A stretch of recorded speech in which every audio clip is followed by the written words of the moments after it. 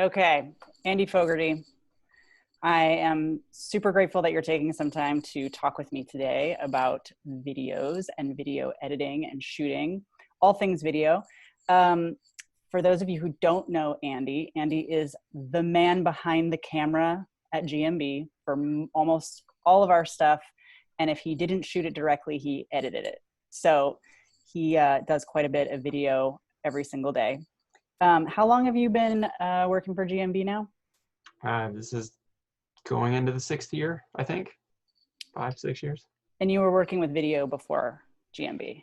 Yeah, I mean, I did all of my own stuff on the side too, little side businesses, and they all incorporated video and to some degree. And then when I started with GMB, that's when I just dove headfirst into, I'm just doing video all the time.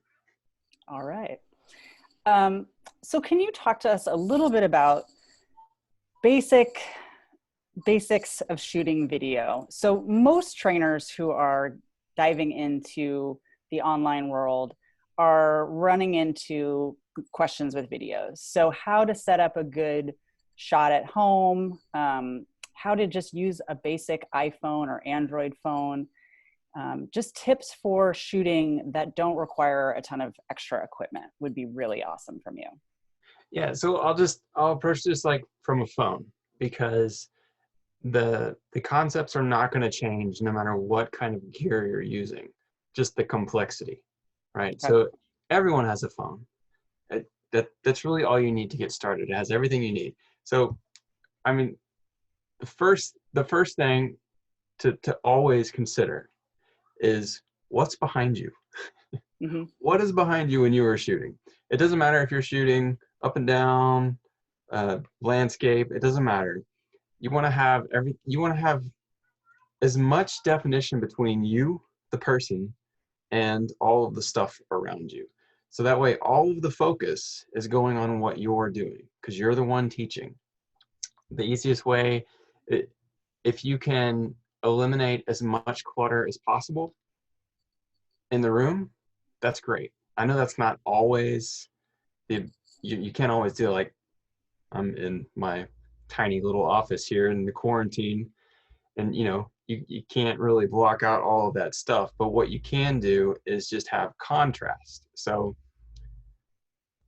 the clothing you wear, you want that just, I don't know if you hear that giant truck Mm-hmm. Yeah. in my house, or kids screaming in the other room, but contrast, and just, I'm getting lost, but you want to have as much contrast between you and all of your surroundings. So let's just say you're in a white room. Don't wear white clothes.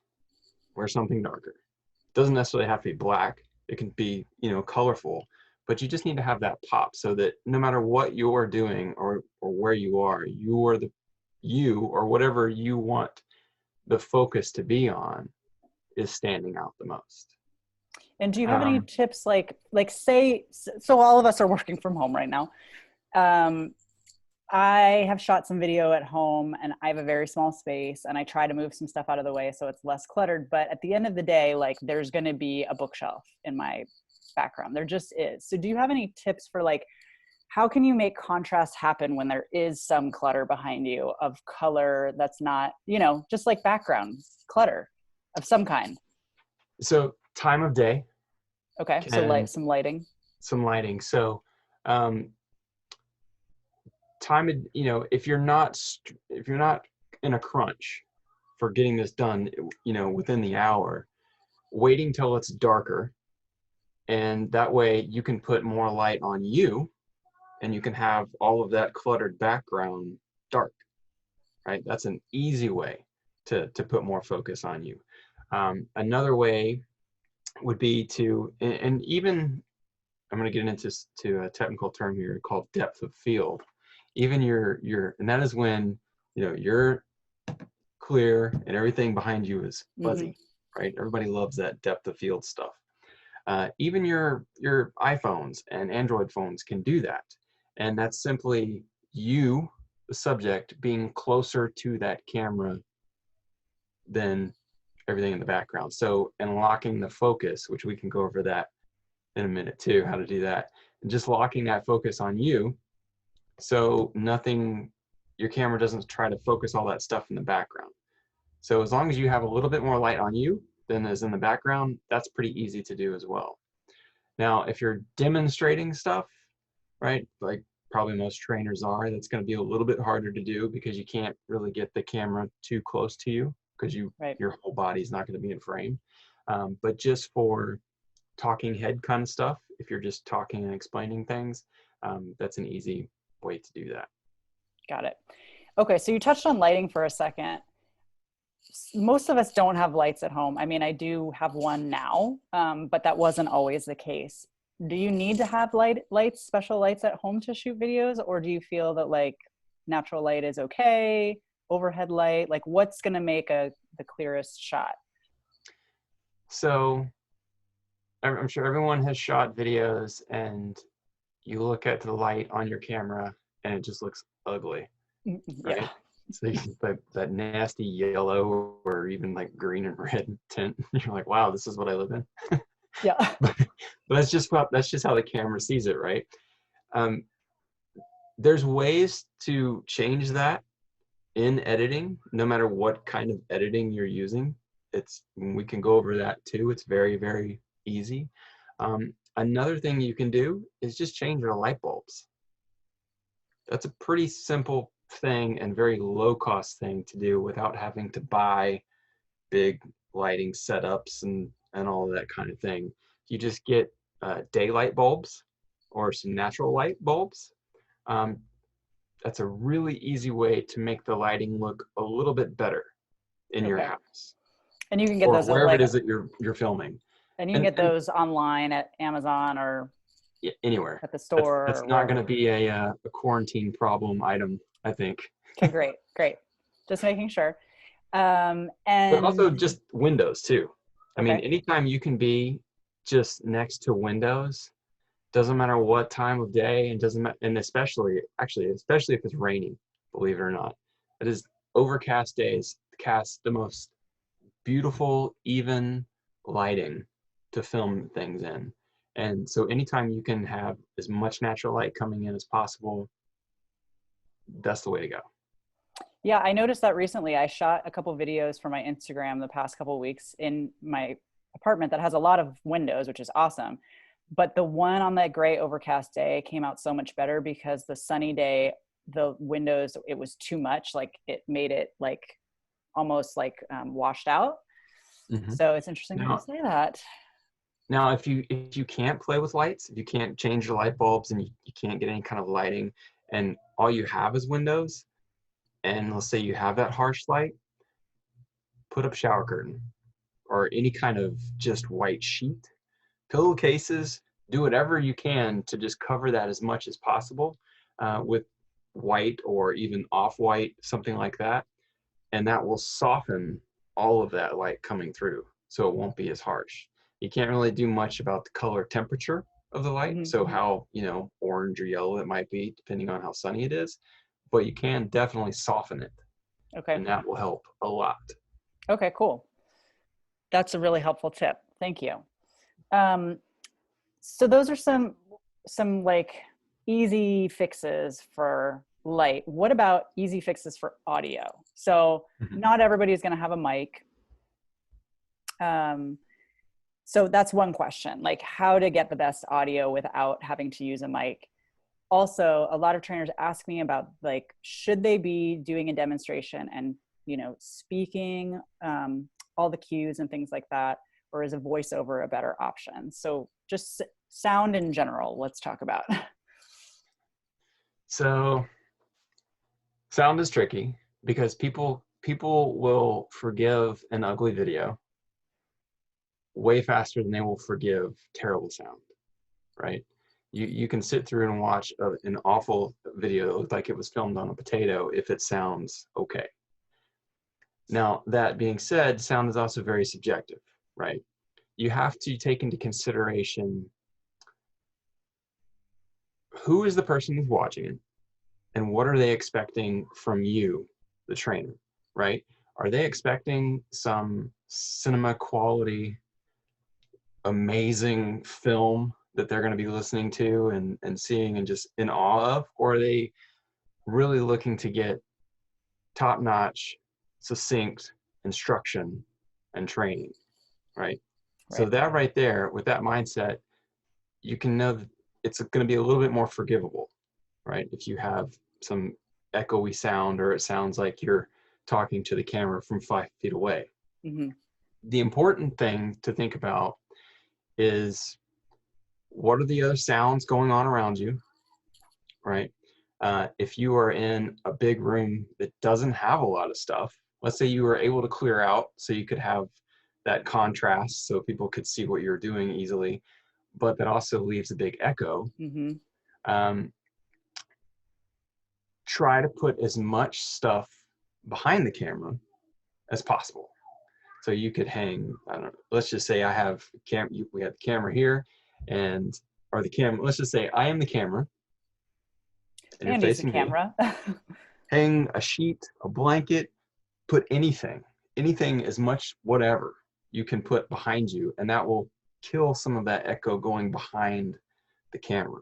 It will stop all the sound coming at it and kind of focus it more on the mics. That's a quick and easy thing to do. Easy-ish, depending on where you are. Mics are great. If you're just using a cell phone, though, it gets a little tricky. There's not really any good cordless mics for cell phones unless you look into spending a couple $100. And when you're at that point, you might as well do some other things, like get a camera with a better mic on it, and then you don't have to worry about that. Right. So if you don't mind being wired up to your phone, let's say you're using your phone on your tripod, then you can get cheap lavalier mics for like $20, and that's fine. But again, you're limited in your range of motion, right? Right, because it's attached to you and attached to the camera. Because it's attached to you. So you're always going to be speaking to the camera from a distance. I'm assuming, being that these are trainers, right? Mm-hmm. So the other part of that is you deciding, how are you going to teach? It doesn't matter if you're going to demonstrate it and then do a voiceover, versus are you just going to talk while you're doing the movement, right? It doesn't really matter. It's up to you to decide what is going to be best for you and your ability to get it done, right? Right.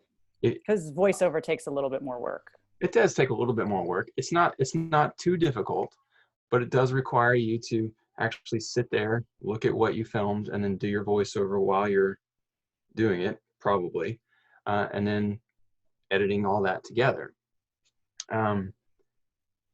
It is going to sound better because you can have your headphones in with a speaker on it and talk, and that sounds great. I mean, we do meetings like that all the time, right? Mm-hmm. And quality sounds great. Right. Even if you don't have headphones, you can literally just hold your phone up to your face like you're having a phone call, and that sounds great. Right. That's the easiest way to record a voiceover. But again, it really comes down to, what are you gonna do? How do you want to do it? Right. And I'm thinking about, like, so some trainers are just trying to get content to their clients right now because they're in need of getting workouts in and getting the information. So those situations, it might be just easier to, just speak while they're doing it, have one of those small mics wired up to them, or no mic, just speaking to the camera.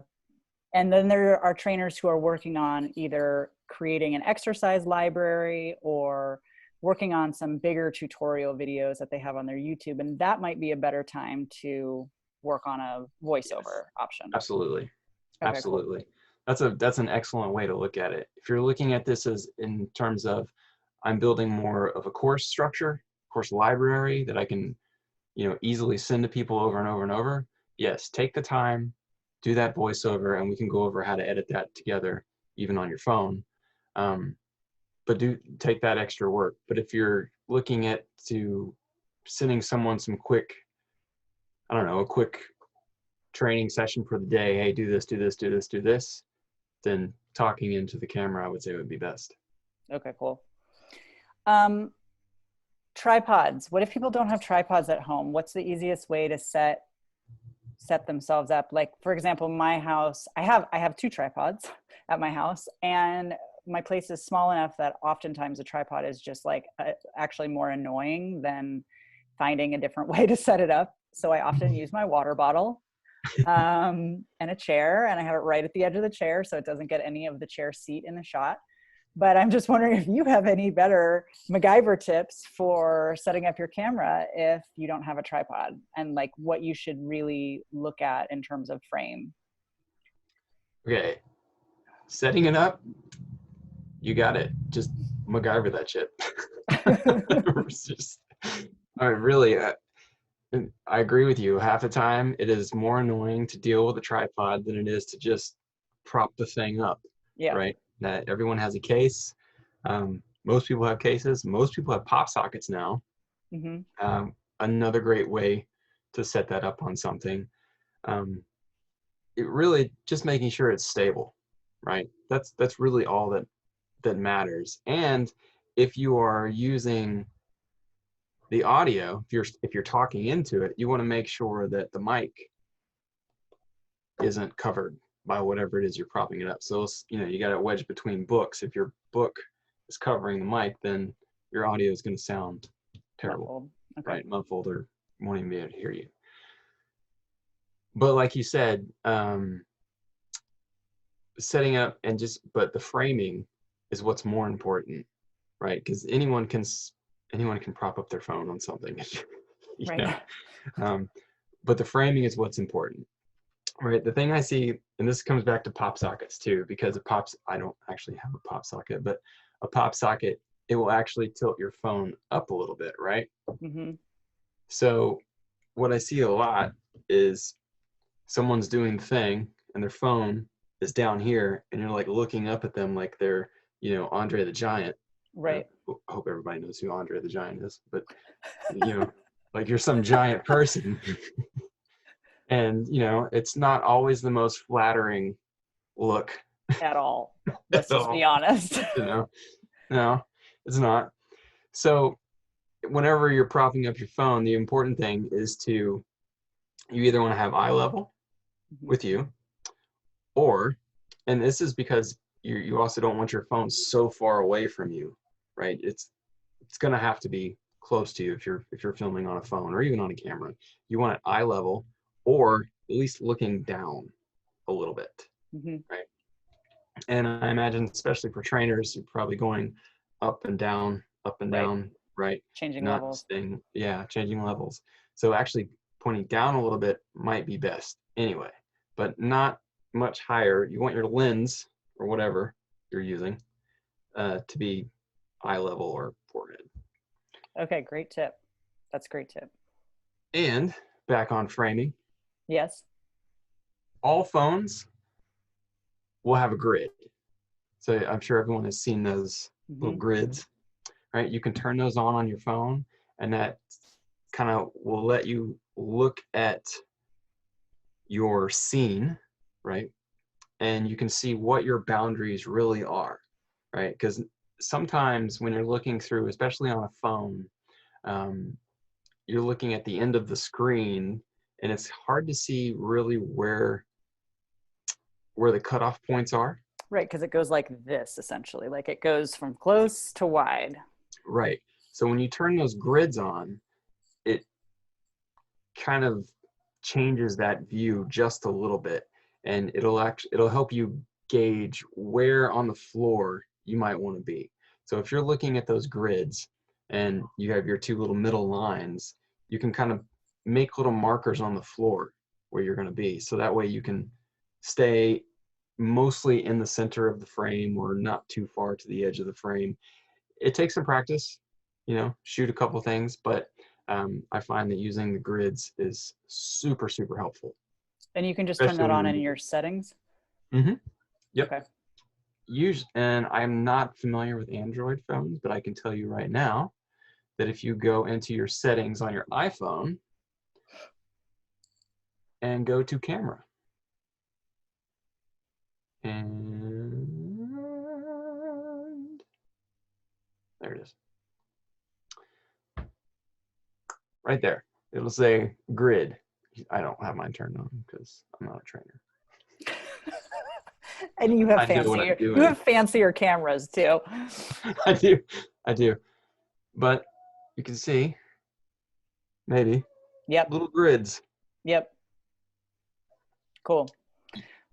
Okay, so while you're in settings and while we're talking about this, what do you feel, 2 questions. Do you feel that it makes a difference in the camera quality when you take a video camera facing forward versus like camera facing the screen? Like which Yes. direction? Okay, so because Yes. Okay. I've experienced that. I try to always shoot them like not flipping it, but that can be really challenging too. Now, I'm pretty sure this is still true that every mobile phone, the front-facing camera is not as good as the back-facing camera. Now, that being said, new phones, both cameras are incredible, right? If you have any new iPhone, the quality is going to be good. So it doesn't really matter too much. Well, yes I mean, and no. because Yes it's and so no. much easier to use the forward-facing camera because you can then see, like, you know what I mean? It is. It is. So, I mean, I'll say this with a caveat, but using forward facing is definitely going to be easier because you can see what you're doing, right? If you're looking at the camera, but the quality is not going to be as good as the back. It's just not. So one way to get around that, if you're mixing the two, is to have the back facing camera quality slightly lower. So like 1080p versus 4K, which is probably another question. All right, that was going to be my next question, the Yeah, best settings. right. Everyone's like 4K, I should shoot 4K because that's the best thing in the world. Like, yeah, it's great. It is great. But you're also shooting on a phone. So 4K, not all 4K is created equal, right? It's another kind of marketing thing that people throw out there, and like 4K is better because it's 4K. Well, a lot of times 1080 can look way better than 4K. What matters more is what you've done to prepare your scene or where it is that you're doing stuff, right? If you have that contrast that we talked about before, it's going to look super sharp, super crisp. It's going to look really, really good. If you are in a dark area and everything is dark, it's all going to look grainy. It's all going to look fuzzy. It doesn't matter what you're shooting in. The thing about 4K and 1080p is has more to do, and I'm going to say in this case, has more to do with what are you able to put out to the end user, right? If you're talking about having limited resources and limited knowledge on how to edit and post these things and just get these things out to your people, then you want to make it as easy as possible for you right now. Right. And 1080p is going to do that because we're talking about file management now, right? 4K stuff is going to be bigger. It's going to take more effort for your phone or your computer, whatever it is that you're editing it with. And it's going to have a bigger file going to the end user. Storage and right? that too. So yeah, that's a good point. So, well, question for you. I found that when I shot with 4K, because I went on a kick when I got this new iPhone, which I have an iPhone 8. So I was shooting in 4K a lot, and I found that it made my Instagram videos look like crap. So 1080, 60 frames per second seems to translate to all my platforms, like keeps everything clear. Does that make sense? Is that true? Or is that just like something I like made No, up? it does make sense because, all these social platforms, they compress all these files, and each one has its own version of compression, right? So I wish there was just one exporting option that suited them all perfectly. But if you try to upload a straight up 4K file exported straight from your phone, it's going to end up looking like crap in Instagram, but it might look okay in YouTube, right? So again, the easiest way to avoid that is not doing 4K until you really know what you're doing and you really have software and a computer and things like that that can really handle that, right? So just shooting 1080p and exporting things in 1080p. So when you go to upload them in all these places, the compression won't kill them as bad. They still won't look as good as they do on your phone. They never do, but it won't look that bad.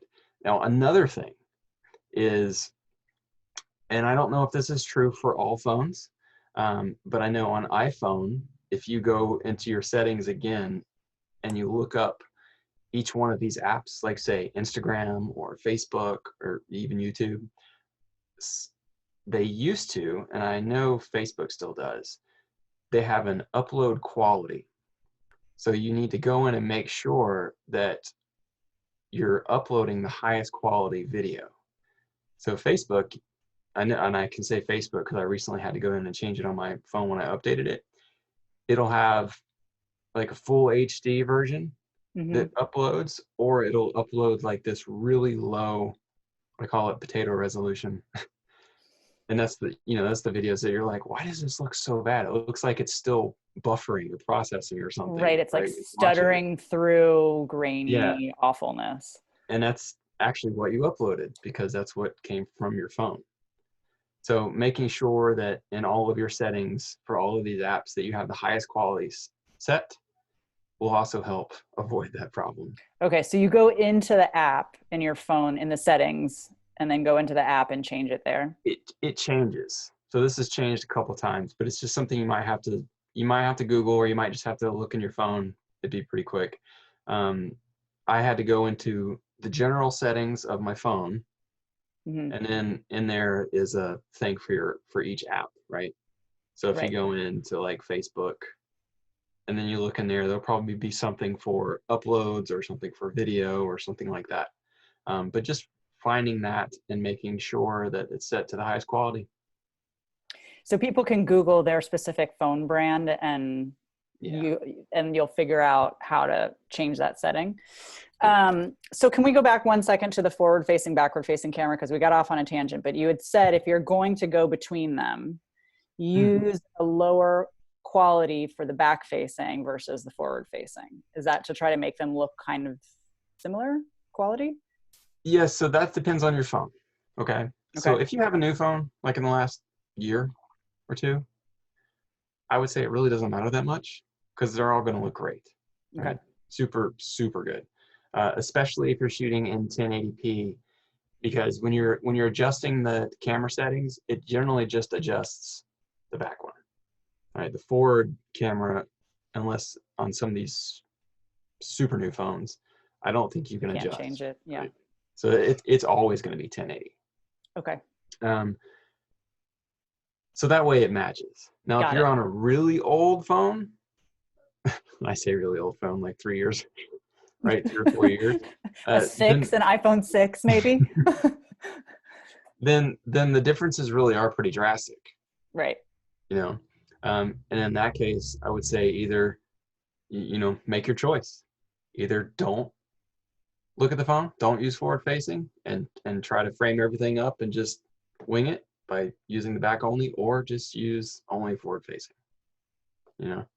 Okay. So make a choice. Just make a choice. Okay, cool.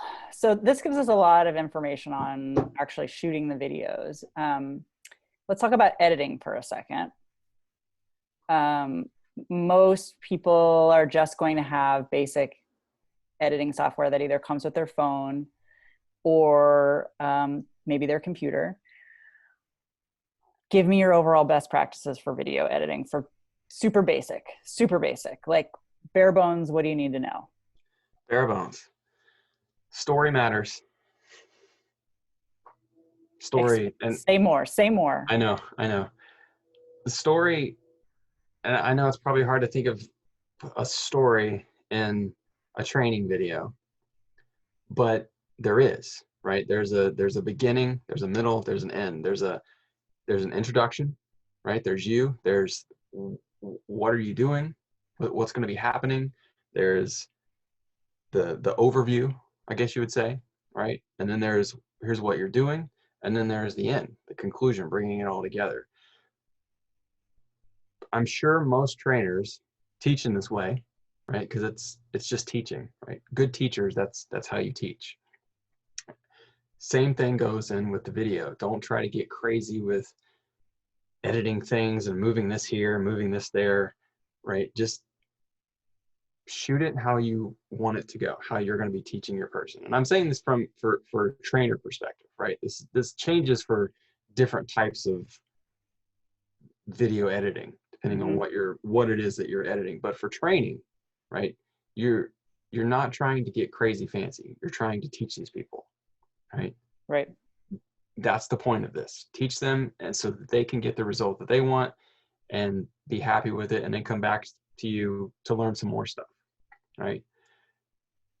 So editing, don't worry about getting crazy with your fancy transitions or star wipes and fade in and fade out and all that stuff, right? Now I say, well, the fade in is actually great, right? It's the easiest thing in the world, but don't get crazy and use everything under the sun, because you see all these options, and no matter in whatever editing software you're using, whether it be your phone, computer, doesn't matter. They're all going to have these little options. It's just drag and drop. Just pick one. just pick one and let that be your thing. It's totally fine. Because you don't want it to be distracting, right? You don't want someone to be watching this video. And this is a little bit of my personal preference too, but if I'm watching a video, especially an exercise video, to learn what to do, I don't want to be watching it and really into it and learning and figuring out what it is that I need to be doing in the area that I'm working on. And then all of a sudden I'm like, why did he just fade and turn purple to go into the next thing? It just throws me off, right? It's distracting. It's distracting. It takes away my concentration from training.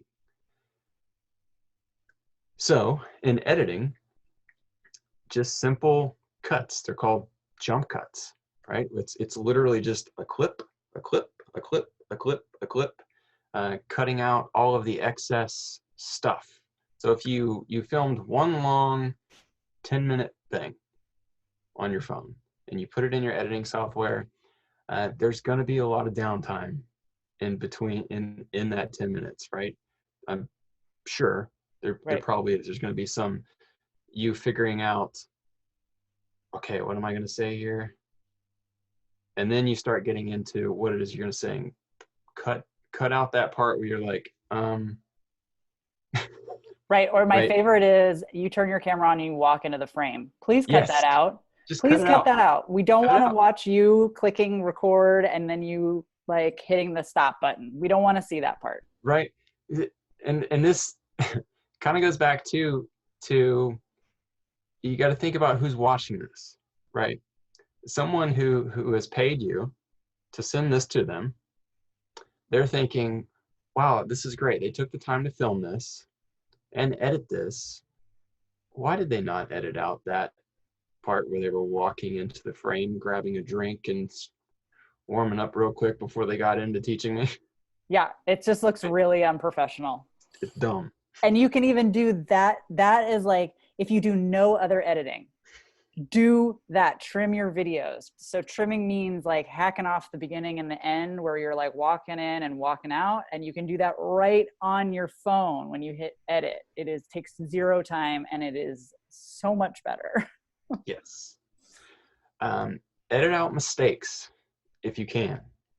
But this could also be part of your branding, so to speak. So if it's just a funny, goofy mistake, leave it in. That's funny, right? You're human. Right. Or if you like, mix your words up for a second, it's fine. Just keep going. Right.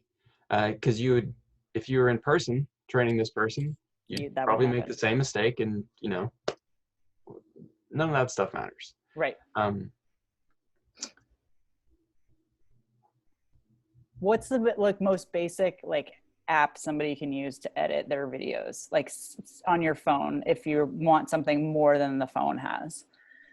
So Like, iPhones are awesome, right? okay. They come with iMovie. Mm-hmm. It syncs with iMovie on, if you're a Mac user, if you have a laptop, computer, whatever. Uh, iMovie is free on those as well. All that stuff syncs together, super easy to use, and there are a billion excellent tutorials on YouTube on how to get started on iMovie. Plus, just iMovie, its tips itself in the app. Apple has a ton of great stuff. Now, if you don't want to use iMovie, if you want something more on your phone, there for our iPhones, I use this app called Video Leap. Video Leap. Video Leap. It's a paid one, but it's pretty cheap. Let's see here. Yeah, I used because I was really scared of iMovie when I first started doing this stuff. It was really stressful.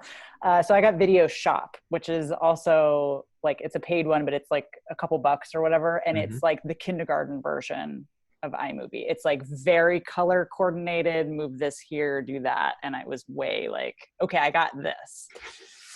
But see, that's great, right? Because by now, especially for the phone, there's who knows how many video editing apps. The important thing is to just go through them, look at the one that looks the most intuitive to you, and give it a try, right? If you're just looking for simple cuts, something that you can drag and drop in there, maybe add some text if you want to, that's really all you need until you can really start doing this more and then moving up. Perfect. And the basics aren't going to change. It's a matter of just picking something and doing it. Right. And now that I used Video Shop for a while and like it was the kindergarten version, now when I open other software, like when I open ScreenFlow for the first time, I more or less had an understanding of what these things were. When I open iMovie, I'm like, okay, I understand how to like manipulate things and change things around because of like the kindergarten version. Like I feel like it was really good training wheels for me. I'm a big weenie when it comes to technology, so I have to like break myself in slowly. In terms of voiceover and laying over text, do you have tips for that? Because Yes. those are two things that we would probably, as trainers, do quite frequently. So we'll talk about text first, because we're actually going to jump back a little bit when we're talking about framing. If you are going to be adding text onto your video, you need to keep that in mind when you're filming. Ah, yes. So there's Because space. if you are filling up the entire frame for the most part, and you want to add some text to point something out, well, that could be a little distracting, right? It could be fine, it could not be. You just need to think about this when you're filming. What's the end result going to be? Am I going to be doing a lunge or throwing up? No, great. Yeah. Throwing out a movement there. Just doing a lunge, and I want to call out something to the knee, right? Am I going to have enough room on the screen to put whatever I want to do that? Right. And that's going to be something that you have to decide once you've chosen what you're going to be using to edit with, right? You get to see what the capabilities are, and then playing around with filming, right? Yeah, and something that you've always said, you've taught me to do with videos, is it's always better to shoot with more room around your, like in your frame. So not really close up to the subjects, which would be us. So like leave a lot of space around myself when I'm shooting, in case you want to add something, in case you want to zoom in case you want to do any of those things, you have room to play. Right, because you can always zoom in, right? Right. Yes, when you zoom in, you do lose a little bit of quality, but we're not talking about zooming in 50 feet here, right?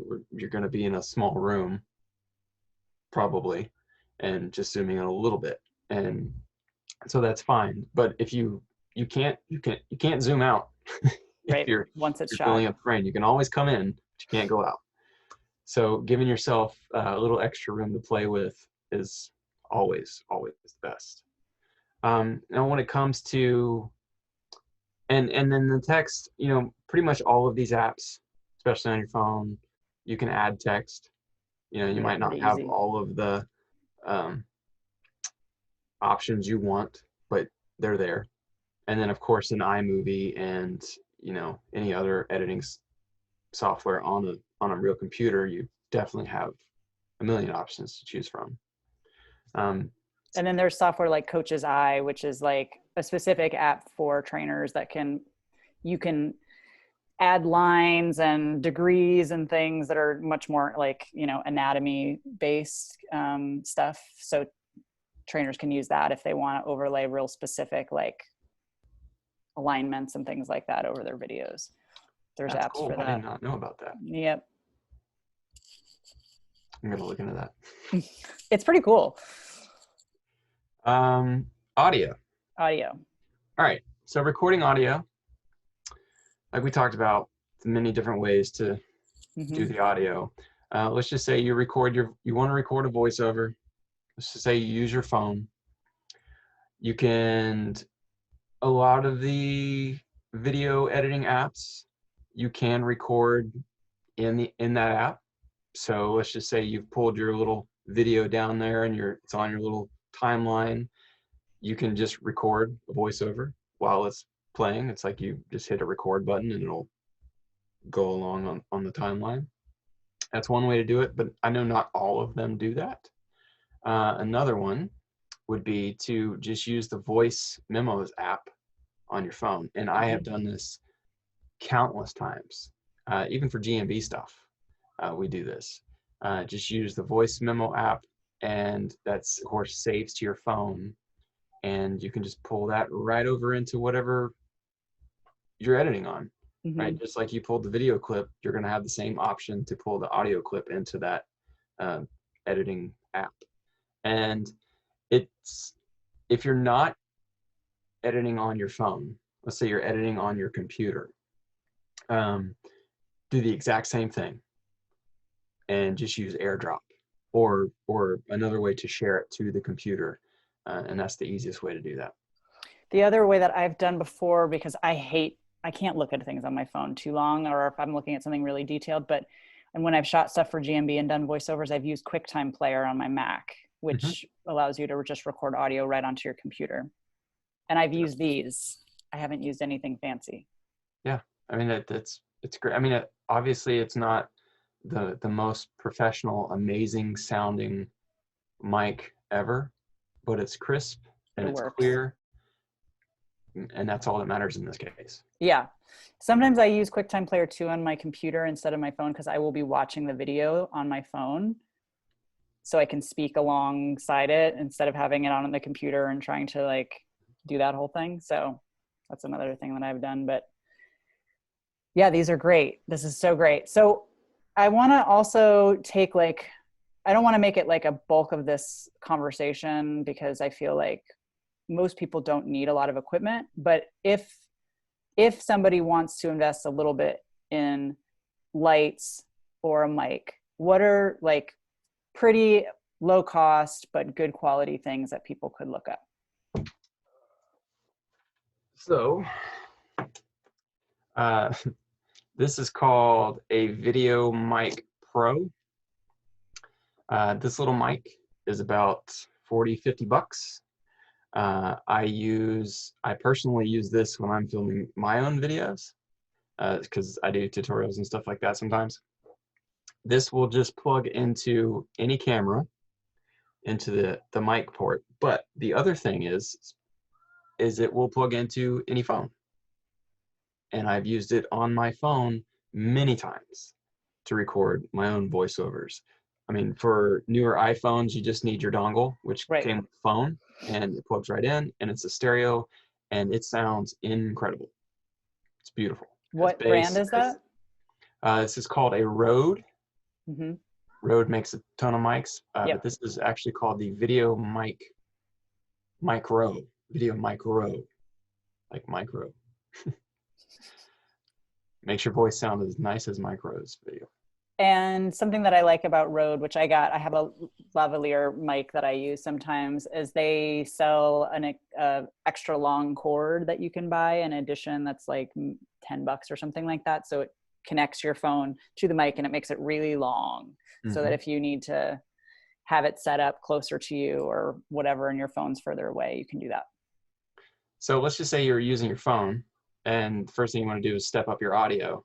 You could order something like this, right? 30, I think these are about $45 right now on Amazon.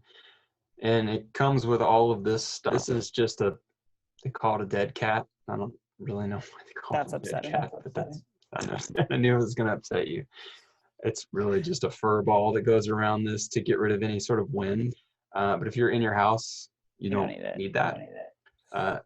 Plugging this into your phone, let's say your phone is on a tripod or propped up somewhere, do the exact same thing with this. Just have this pointed towards you, propped up somewhere. I've used little things, which is just sort of a, shock thing if it's on a camera. Just taken a hair tie, my daughter's hair ties, and wrapped it around here and just attach something. That's all you gotta do, and it picks up the audio and it sounds so much better. If you're farther away, you're still gonna have a little bit of an echo. It's still gonna sound like you're farther away, but the tones and the crispiness is just way better, right, than just what's on your phone. So that's a pretty cheap way to step up your video game. Great. And then what about an easy lighting option? Lights. I don't really have like a light recommend because there's a million of them on Amazon, all really cheap. Differences, you have those ring lights. I think you actually have a ring light. That's what I have. Right. Those are great, right? It really depends on your space, and think about what it is that you are trying to light up or not light up. Because everyone immediately thinks I need to get a light to shine a light on me. But that might not be the case depending on where you are, right? As we talked about, the main thing is having contrast between you and your setting.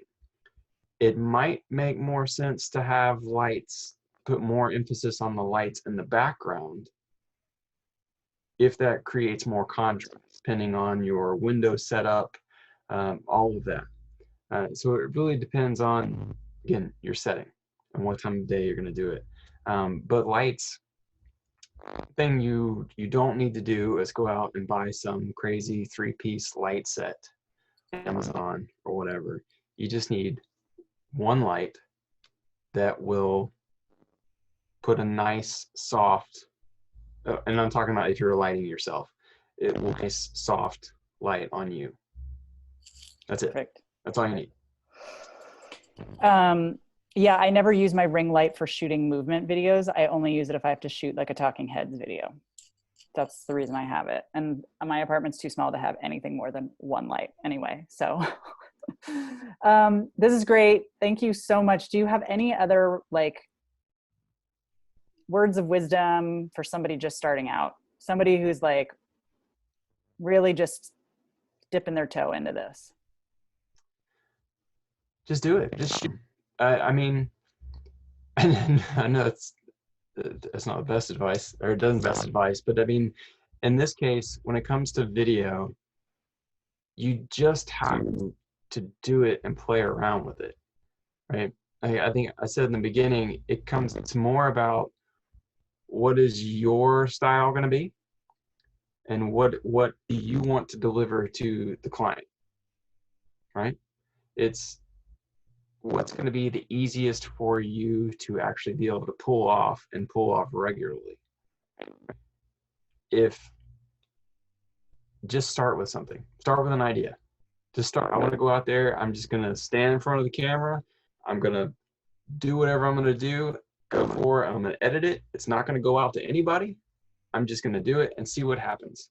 And if you like what you did, great. Then that's a great place to start. Right? If you don't like it, just change the things that you didn't like. The point is just getting started and not overthinking it and thinking you got to order a whole bunch of crap to get started. You literally just need your phone. Perfect. Because that's what we all got. It's what we all have. Awesome. Well, thank you so much. This is an incredible conversation. I know people are going to have get a lot out of this and probably have some questions, so I might be reaching out to you again. But for now, thank you so much. Really, really appreciate it. You're going to help a lot of trainers out with this stuff. Awesome.